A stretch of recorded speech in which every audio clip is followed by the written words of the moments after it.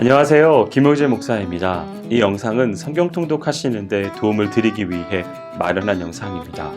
통독을 하면서 익숙하지 않은 배경과 내용들로 인해 어려움을 겪는 성도분들이 조금이나마 도움이 될까 싶어 마련한 것인데요. 조금만 관심을 기울이시면 읽으시는데 유익이 있을 겁니다. 그럼 오늘 읽을 부분에 대한 안내를 해드리겠습니다.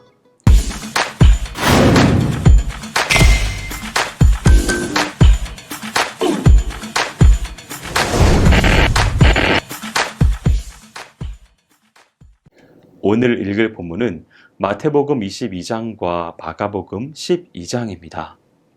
마태복음 22장은 21장부터 이어지는 고난주간에 있었던 사건을 보도하는 연속 부분입니다. 1절에서 14절은 21장 마지막 단락에 나타나는 악한 농부의 비유에서 계속되는 부분으로 21장에 소개된 두 비유와 같은 맥락에서 혼인잔치의 비유를 소개하고 있습니다.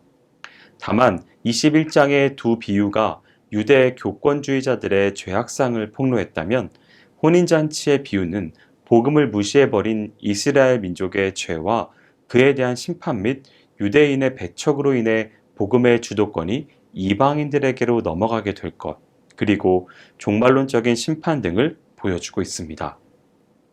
15절에서 22절은 바리새인들과 헤롯 당원들이 연합하여 예수님을 올무에 빠뜨리기 위해 납세 문제에 대해 질문하고 있는 장면입니다.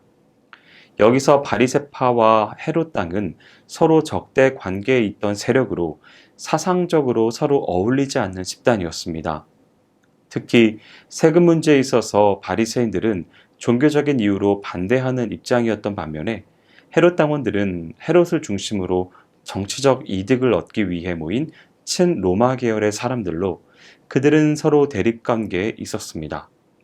하지만 그들은 그들의 공동의 적인 예수님을 올무에 빠뜨려 음해하려는 데는 서로 연합전선을 펼쳤습니다.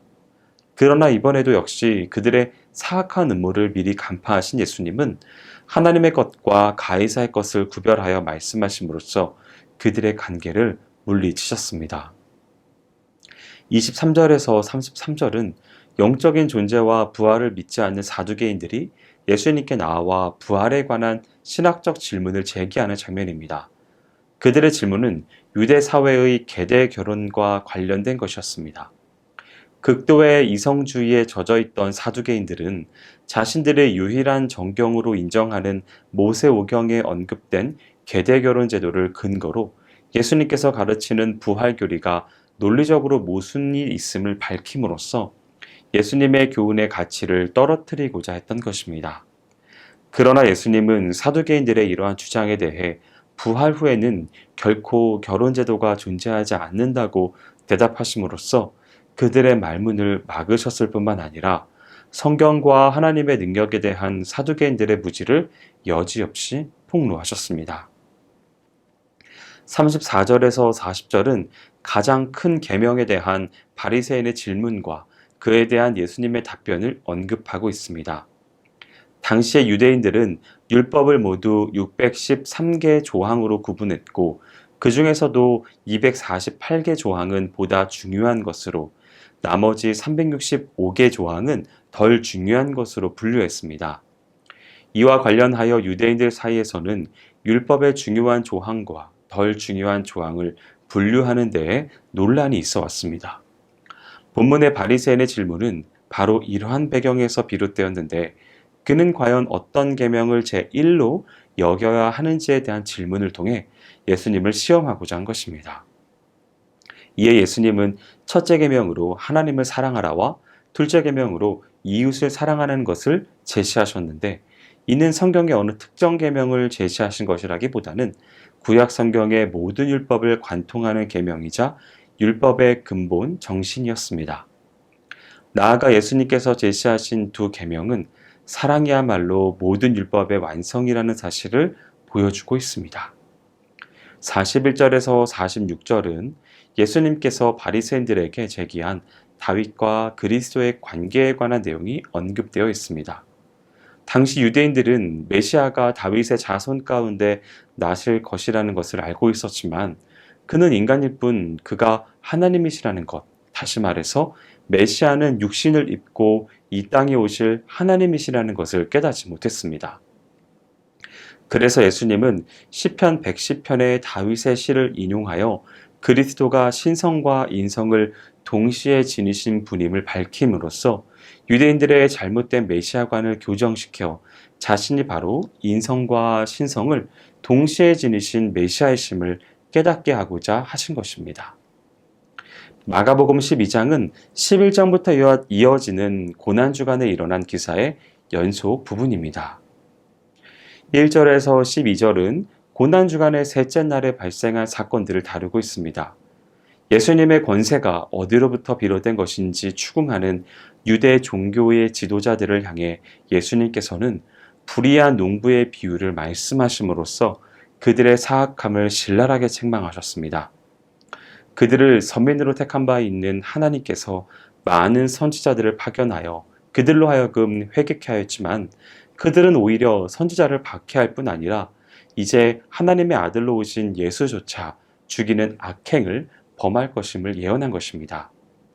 그러나 이처럼 진정 하나님의 뜻을 외면한 채 자기 고집과 탐욕만 만족시키려고 애쓰는 자들은 마침내 엄한 심판과 멸망에 처해지고 말 것이라는 사실이 바로 본문의 비유에서 강조되고 있습니다. 13절에서 17절은 평소 불화 관계에 있던 바리새인들과 헤롯 당원들이 서로 협력하여 예수님과 납세에 대해 논쟁을 벌이는 장면입니다. 그들은 당시 신학과 정치에 있어서 쟁점이 되었던 로마 정부에 세금을 바치는 것이 옳은지 그른지에 대해서 질문했습니다. 이에 대해서 만약 예수님이 옳다고 대답하면 철저한 민족주의자로 자처하던 바리새인들이 나서서 예수님을 매국노로 정죄할 작정이었으며 반대로 그르다고 대답하면 친로마주의자들로 자처하던 헤롯 당원들이 나서서 예수님을 로마 황제에 대한 반역죄로 정죄할 작정이었습니다. 그러나 이러한 그들의 음모를 간파하신 예수님은 이를 간단히 물리치셨습니다. 18절에서 27절은 사두개인들이 부활교리에 관한 논쟁을 제기함으로써 예수님을 올무에 빠뜨리려고 시도하는 장면입니다.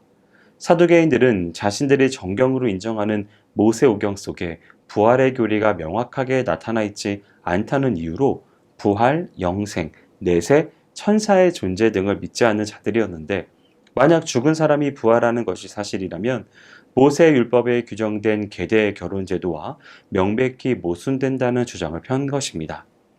이런 사두개인들의 시도는 수포로 돌아가고 말았으며 오히려 그들의 영적 무지만 폭로되는 결과가 초래됩니다. 28절에서 37절은 서기관 중에 한 명이 나서서 어떤 계명이 율법 가운데 가장 첫째가 되는가 하는 질문이 나옵니다. 예수님은 서기관의 질문에 대하여 하나님을 사랑하고 또한 이웃을 사랑하는 것이 모든 율법의 핵심이라는 사실을 강조하시므로 랍비들이 분류해 놓은 613개 조항의 계명들 가운데서 어떤 것이 더 중요한지 논쟁을 벌이던 유대인들의 불필요한 태도를 간접적으로 책망하고 계십니다. 이어서 예수님은 인성과 신성을 동시에 지니셨음을 밝히시고 유대인들의 잘못된 메시아관을 수정시키기 위해 구약 성경이 그리스도를 다윗의 자손이자 다윗의 주로 예언하고 있다는 점을 지적하시는 모습이 소개되고 있습니다. 이후로부터 적대자들은 어려운 질문으로서 예수님을 올무에 빠뜨리려는 시도는 성공할 수 없다고 판단하고 토론이 아니라 다른 방법으로 그리스도를 모함할 방법을 찾게 됩니다. 38절에서 44절은 서기관들로 대표되는 유대 종교의 지도자들이 빠져있는 위선을 책망하는 부분과 가난한 과부의 헌금을 통하여 하나님께 대한 올바른 헌신을 칭찬하는 부분으로 구성되어 있습니다. 본문에 등장하는 두 부류의 사람들은 당시의 유대 사회에서 너무나 상반되는 신분과 지위를 지니고 있었던 자들로서 전자는 존경을, 후자는 멸시를 받았습니다. 그러나 예수님은 그들의 신분이 아니라 하나님을 대하는 태도를 기준으로 책망과 칭찬을 하시므로 결코 세상적인 조건이 하나님 나라에서의 평가 기준은 아니라는 사실을 보여줍니다. 비록 세상에서 아무리 많은 사람들로부터 칭찬과 존경을 한 몸에 받는다 할지라도 하나님 앞에서 겸손히 자신의 모든 것을 헌신하지 않는다면 하나님 나라에 합당한 자로 인정받을 수 없습니다. 여기까지 마태복음 22장과 마가복음 12장을 성경 통독을 하실 때에 도움이 될 만한 내용을 전해드렸습니다.